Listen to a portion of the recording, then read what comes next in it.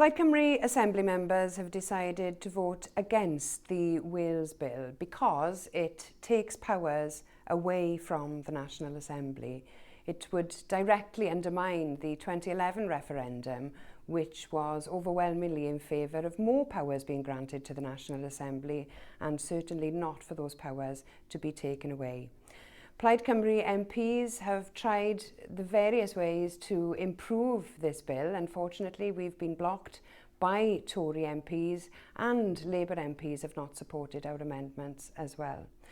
There are some aspects to this bill that we would welcome. We would like to have powers over energy. We would like to have powers to be able to stop fracking, to increase the size of the National Assembly, to determine how Assembly members and local councillors are elected. But on balance, because this bill takes powers away from Wales, we cannot support it.